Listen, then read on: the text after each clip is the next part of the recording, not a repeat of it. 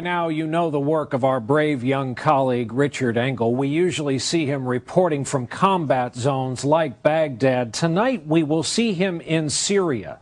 A different aspect of the war, difficult for some of our viewers to watch, no doubt, but it's an important piece of television, we thought, because it shows the price some women have paid for this war. Here is NBC's Richard Engel.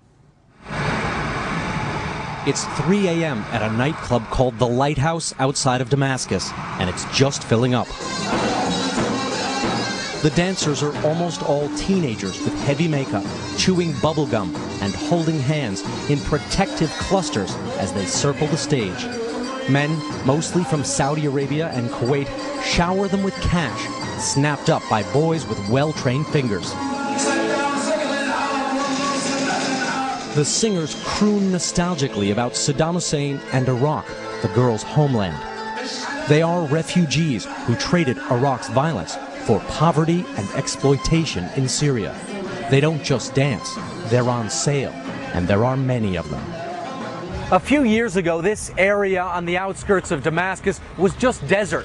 Now it's packed with dozens of nightclubs, each one with 50 to 100 young girls, most Iraqi refugees, forced into the sex trade to support their families.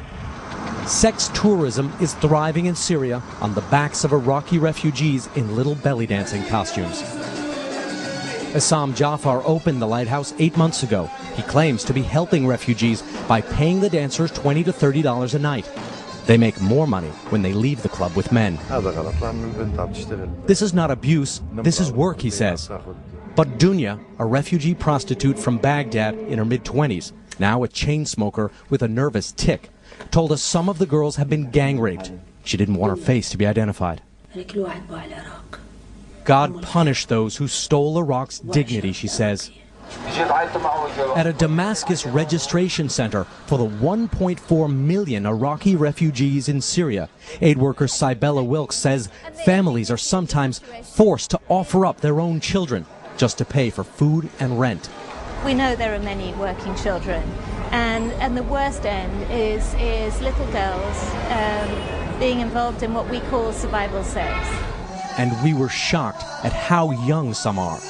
These are daughters of college graduates, engineers, doctors, and teachers, now trapped in a wildly different life, victims of war, and victimized again every night.